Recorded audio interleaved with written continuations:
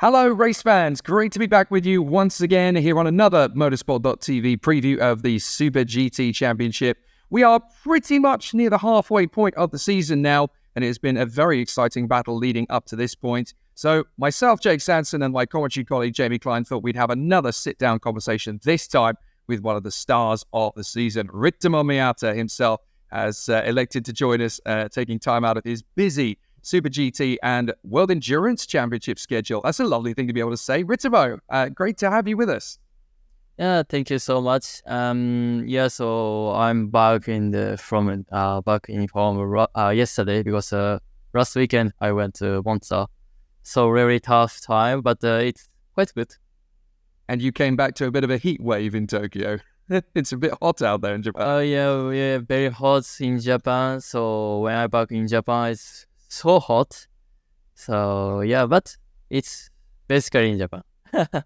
Well, Jamie, we have had an incredible GT500 battle so far. As to be expected, multiple cars gunning for the victories on every occasion, and even drama at Suzuka that lasted several days after the race, it turned out. Yeah, it took a whole week for the results of the Suzuka race to be finalised with the crazy end to the race. Of course, red flagged after a big crash.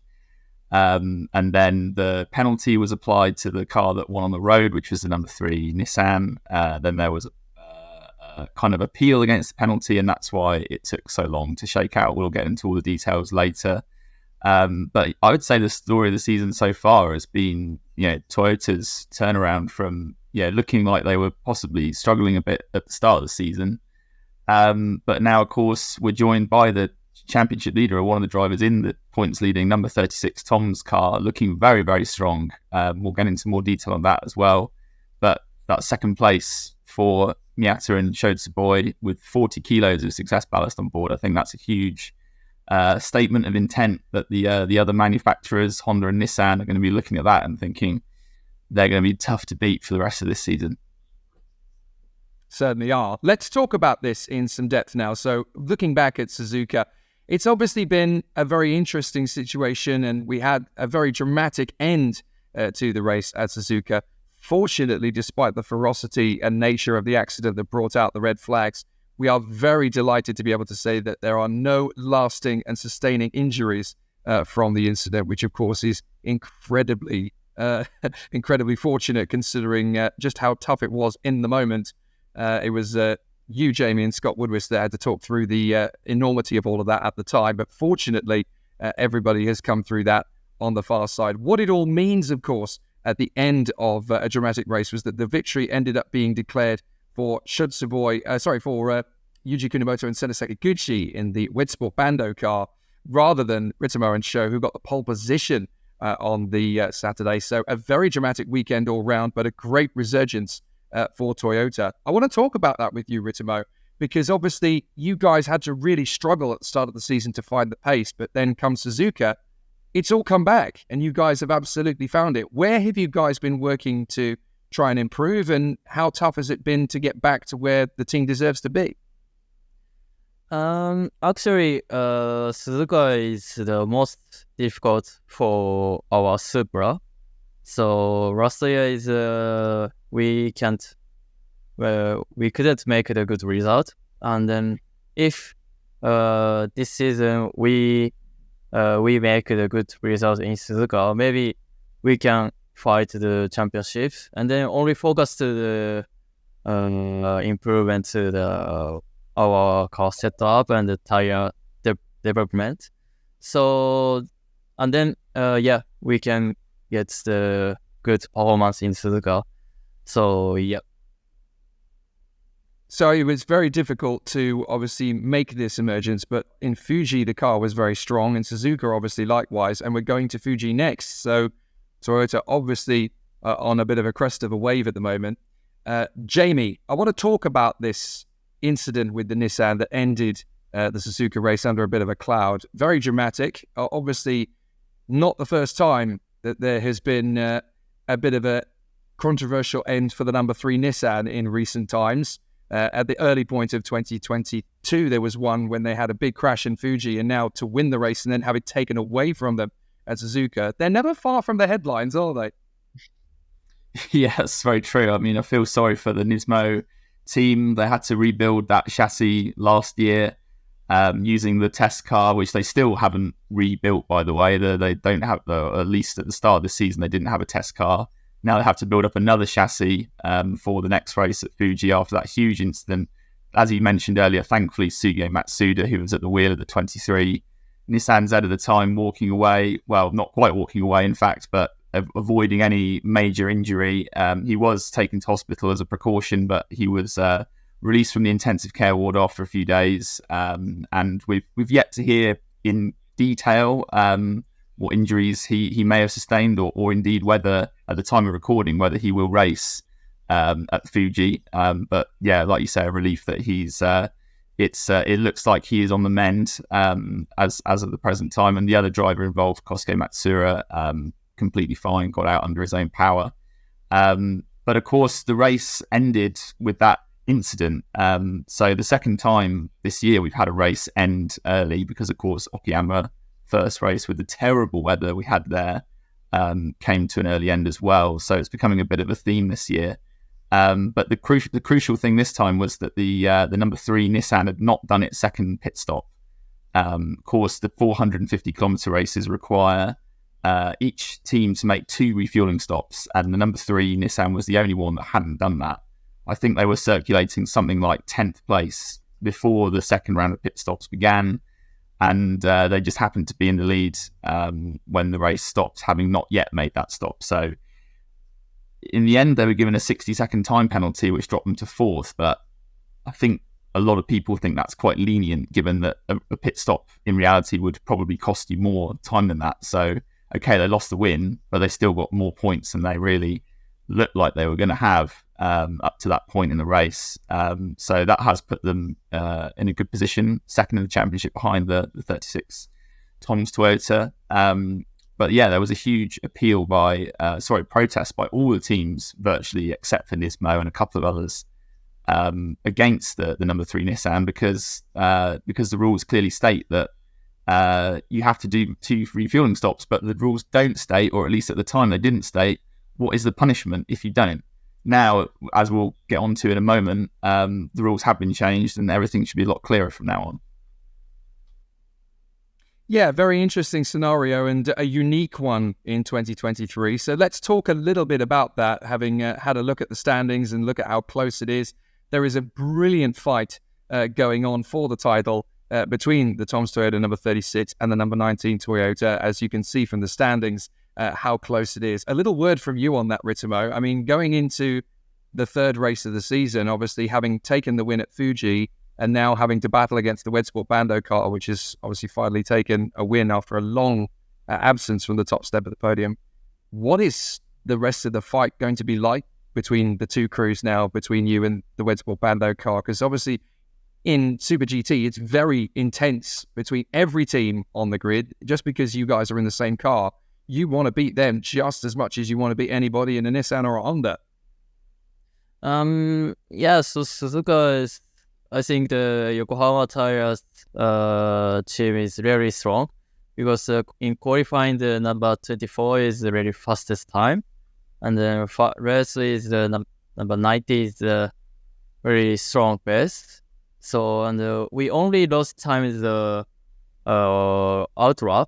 So outrap is fastest is car number 19, and then so we can't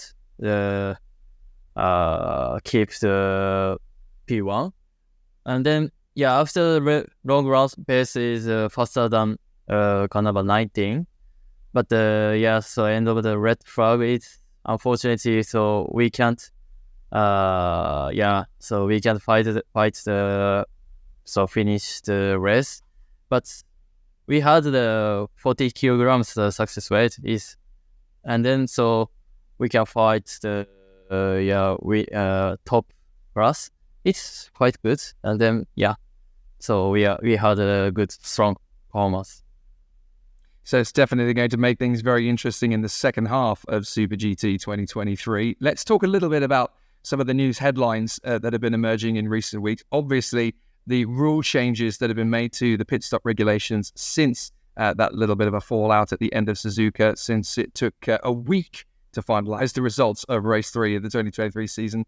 Obviously, this is going to make things a little bit more clear-cut, Jamie. I think we have to look at this from a point of view of this is Super GT continuing to make progress and introduce more clarity into the regulations, but I guess it just closes the chapter on one particular incident and leaves very little room for negotiation on the rules on that moving forward. Yeah, exactly. I think there are many that felt that Super GT probably should have amended the regulations last year when the big crash happened at Fuji and the race was ended early, because on that occasion it was just kind of luck that everybody had done one pit stop. So everybody was kind of in the correct order when the race was stopped. This time, of course, as we mentioned, the number 3 car was the only car that hadn't stopped. So the golden rule going forward is going to be the 75% race distance. Essentially, if the race finishes before 75% distance, it means that you are not obliged to make your 2 pit stops. If it ends after 75%, then you will be given a 1-lap penalty if you have not done your pit stop obligations, which is obviously a lot more severe than the penalty that the number 3 Nissan was given this time, which I think is quite interesting. Maybe it had been determined that the 1-minute penalty was a little bit on the lenient side. Couple of other small changes as well. Now it's permissible to change from slick tyres to wets under a safety car, which wasn't the case at Okayama, where we saw several teams being caught out. And also in the case of a team not completing a driver change, when the checkered flag is waved, they'll just be disqualified from the race. I'm not sure that was actually clear in the rules before.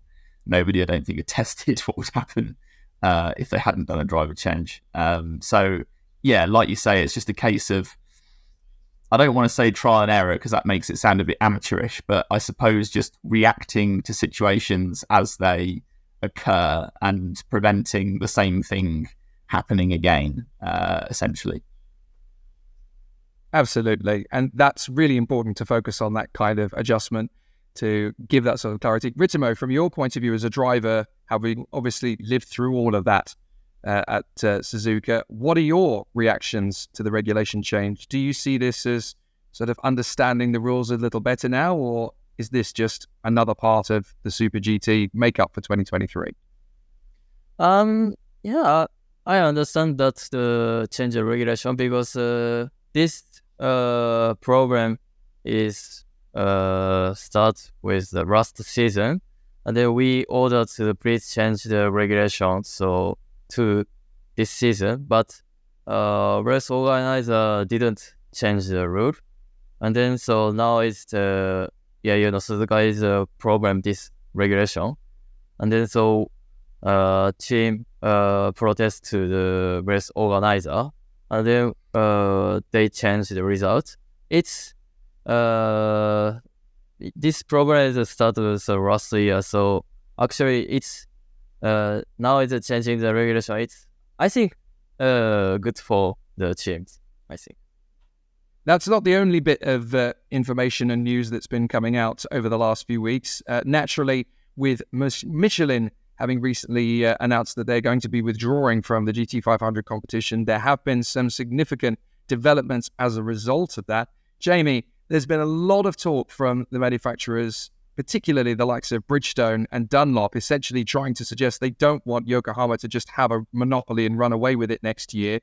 But what does this all mean, essentially, heading into 2024? What does the lay of the land now look like several weeks after Michelin's announcement? Yeah, of course, still at the time of recording, still no official word on which tyres the Nismo Nissans will be on next year. Realistically, it's going to be either Bridgestone or Yokohama, although I have heard suggestions that it's more likely to be Bridgestone just because of the past relationship that Nismo has with that brand. Of course, they did use Bridgestone before they switched to Michelin some years ago. But I think what Super GT is keen to avoid, and I had the chance to speak to the GTA chairman, Masaki Bando, at Le Mans, in fact, last month.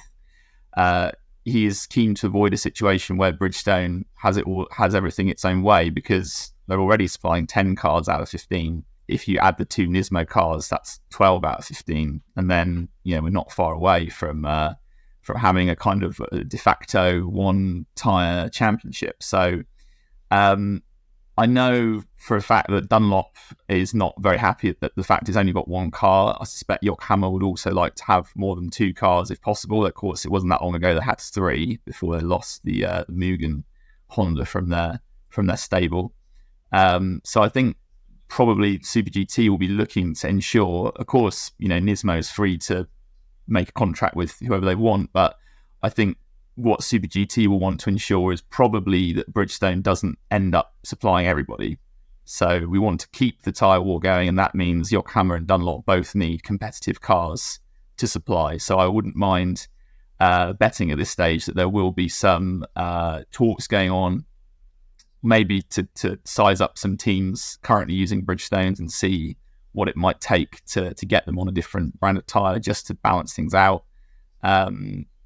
Otherwise nobody wants to see Bridgestone winning every race and there being no real tyre competition, because then we lose something that's quite unique to Super GT. So I think the organisers have realised that the danger of Michelin leaving, and they're going to be taking proactive steps to make sure that we still have a proper tyre war going forward. I'm assuming, as a competitor and ambassador of Super GT yourself, Ritomo, that this is quite significant for you as well. You will obviously be very passionate about seeing what happens with this new story in 2024, because as a driver, you obviously enjoy the tyre war as a special and unique part of Super GT as well.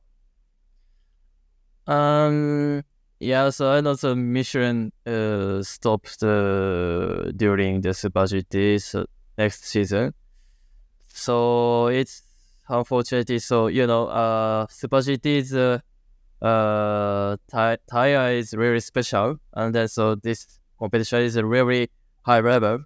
But now the GT 500 class is the most car is Bridgestone. So if the Nismo taking with the Bridgestone, it's too many Bridgestone cars. But I don't know. So Nismo which the correct to the tire manufacturer, but I hope Michelin will back the Super GT stage.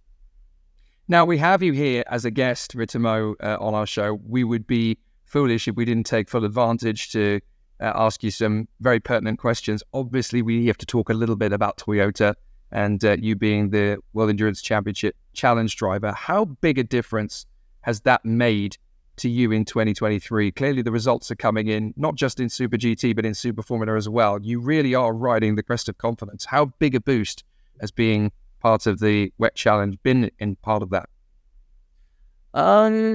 Actually, I tested simulator test last year on the December.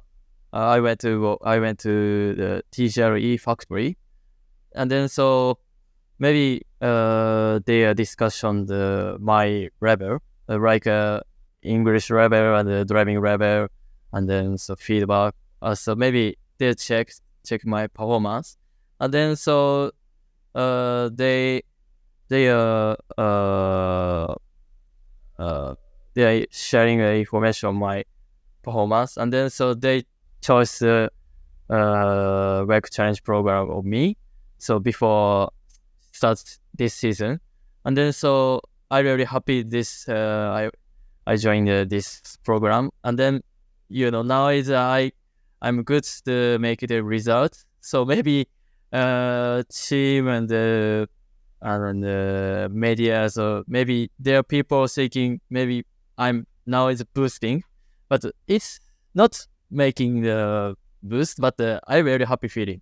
Yeah. Naturally, you will be feeling that way, especially having come back from Le Mans for the 24 hours. And a few days ago, obviously, you were with the team at Monza as the championship continues. Just tell us about what it's been like integrating into the garage and with the manufacturer, and just how exciting it's been to be part of the fold. It was very excited. And so now it's just I running the how to say so in English, and then how to spend time in the WEC race weekend. So and now it's WEC hypercar class is really high level because now it's Toyota, the Ferrari, and the many manufacturers that join to the hypercar. And the next season will be more join the other manufacturers. So it will be so really grow up the level. And then me also, I have to running everything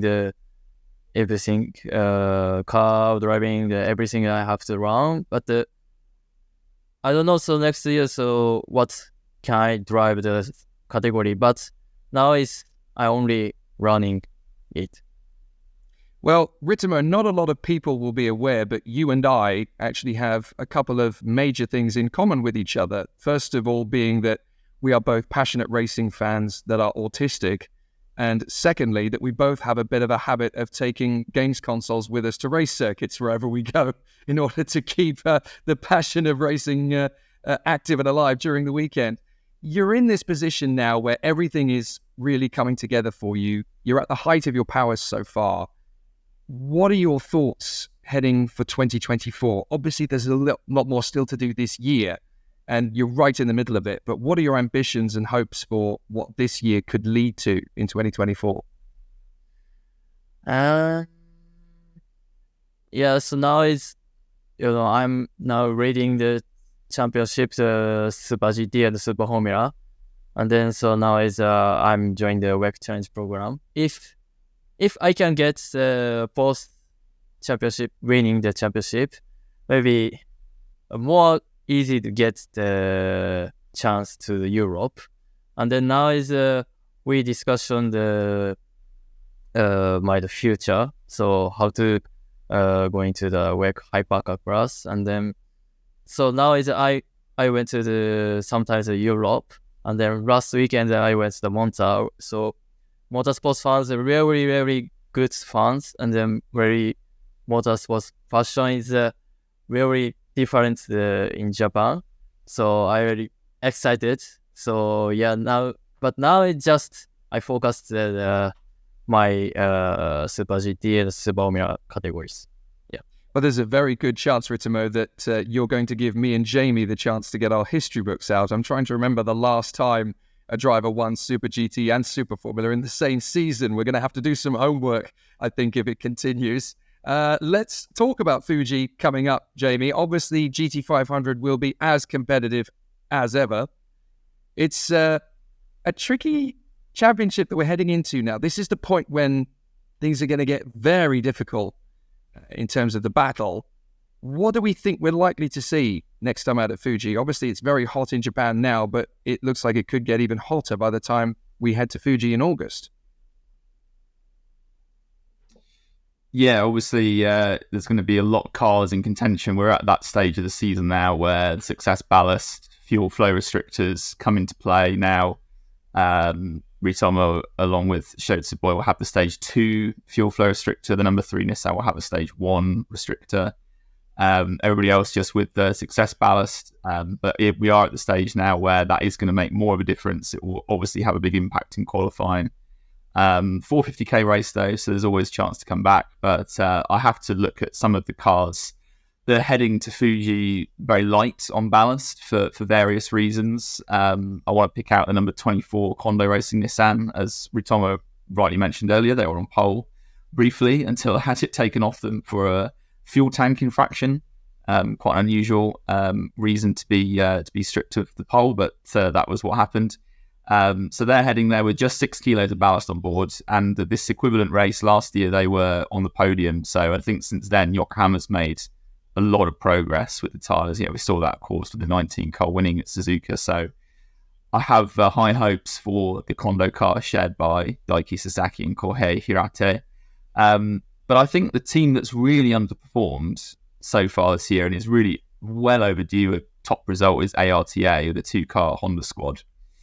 Both number 8 and number 16, but particularly number 16 only has 10 kilos on board, 22 kilos for number 8. We didn't really see much of either car, to be honest, at Suzuka, and that's a track where Honda's traditionally been strong. Of course, Honda's the only manufacturer that's not won a race this year yet. So they're going to be really desperate to try and get one over Toyota and Nissan next time out. And I do think the number 16 car is probably the one I would choose, just because I do have the lighter ballast. Fukuzumi is always very quick around Fuji. So a lot of pressure on those guys because they came into the season as kind of, maybe not the outright favourites, but certainly among the favourites. And they're both, apart from the third place for Noshiri and Oyu in the wet at Okayama, there's not been much to cheer about for either of those ARTA cars. So big pressure on them. And I think also we should mention the other Tom's car, the number 37 car of Ikue Sasahara and Giuliano Alesi. Big pressure now on Alesi because he's no longer part of the Tom's Super Formula team, so just GT500 for him to focus on. It's really important that he and Sasahara, incidentally the guy replacing him in Super Formula, take advantage of Fuji. Always a strong track for the Supra. They're running light on ballast, only 10 kilos, so I think this is the weekend that they really need to make something special happen as well. And of course, you're going to have a bit of a challenge on your hands, Ritomo, going into Fuji, leading the championship. But that also means that having scored 36 points so far, that's 72 kilos of ballast to carry into Fuji. It'll be much tougher to repeat the victory that you had last time out. How confident are you guys that you'll be able to get the car set up the way you want it? So we had big success rate. So, and then we had a fuel restrictor, maybe 2-step, and then but Fuji's the home circuit.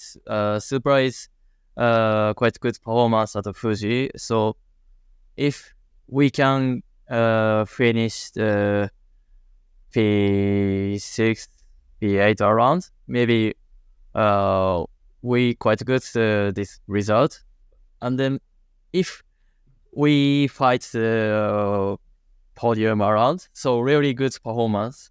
So I hope we get the point. I have to ask this since you're in the room with us. I know it's not quite Super GT related, but when you're leading both championships, I have to ask the question related to Super Formula. You do have a new teammate for the rest of the season now in Okio Sasahara.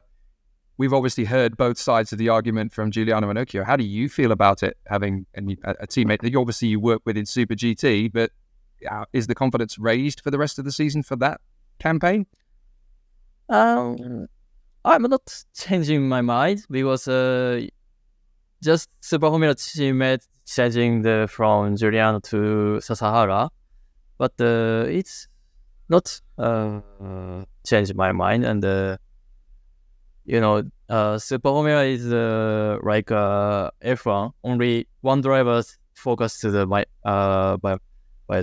cars, and the Super GT is like two drivers have to making a setup our cars, and then so Sasahara is Super GT sisters cars, car number 37, but Sasahara teammate is Julian.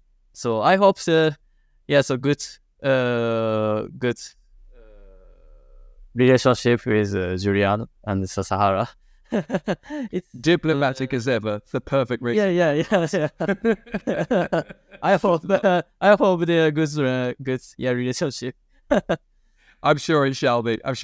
Just before we wrap things up, JB, we should also have a little bit of a mention of GT300, not just because it's the second of the two categories, but also because we have two teams currently tied at the top of the points rankings. The Kondo Racing Nissan that won the title last year, and the number 2 Muta Ingin car, which I think a lot of people were surprised at just how consistent they've been in the first 3 races. Great to see them up at the front. But with 7 teams covered by 10 points with 5 races to go, I have a feeling that GT300 is going to be a bit like last year, unpredictable to the final lap of the final race of the season.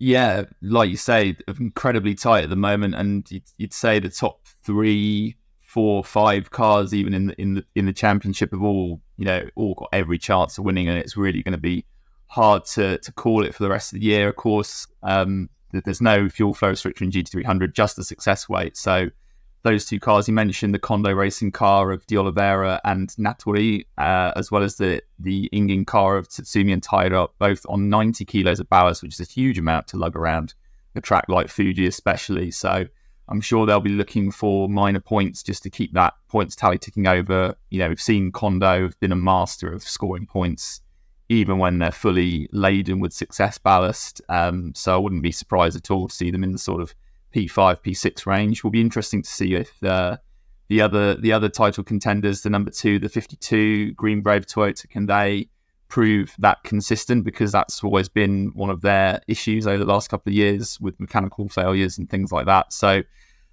in terms of the cars that could win this weekend, I think again you've got to look to the guys that are a little bit lighter. Gainer, number 10, we saw them come back really strong from a first corner tangle in the previous Fuji race. That's the car shared by Rikyo Okusa and Hiro Yasuda. So they're on 27 kilos. Fully expect to see them fighting at the front. Subaru as well, have to mention them. We've not really seen too much of the BRZ this year. I know they've had obviously a slightly harsher BAP imposed on them, but still to only have scored 6 points in the opening 3 races, they really need a win at a track that they always perform well at. So expect to see Takuto Higuchi and Hideki Yamauchi well in the mix. But also J-Lock.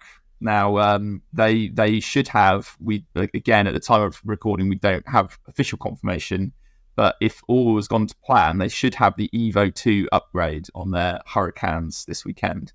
So I'm really interested to see how they go with that extra performance boost. Number 88 car, of course, Takashi Kogure and Yuya Motojima with just 15 kilos of ballast on board. What we don't know, of course, is the 87 car was heavily damaged in that Suzuka crash. Whether they'll have to, whether that's impacted the plans to bring in the Evo 2 upgrade on that car, or how, whether they can get a completely fresh car to Evo 2 spec is something we'll have to wait and see. But certainly the 88 car would be on my sort of picks there. And just going back to who's won Super Formula and Super GT in the same year, of course, the last time it was Naoki Yamamoto in 2020. So not so long ago. That was a big achievement for him that year. And of course, Miyata with a great chance to add his name to the record books. There's really not that many drivers that have done it. I mean, I think only a handful. Besides Yamamoto, you have Richard Lyons, Pedro de la Rosa, Satoshi Motoyama, and I think that might be it, unless I've missed somebody. But it's a really select club that Miyata's got a chance to join at the end of this year. So no pressure, Ritomo. No pressure at all. I'll leave the final word with you, Ritomo. Going into Fuji, who do you see as the team and the car that is going to be the toughest opposition for you guys heading into Fuji? Who do you see as the biggest challenger? Fuji's. Yeah, but we won the last Fuji round, and we know what is the best tire choice. So, but a little bit different maybe temperature. So now is August, so maybe it's the more summer and more hot in the maybe Fuji. And Super GT is the most important tire choice.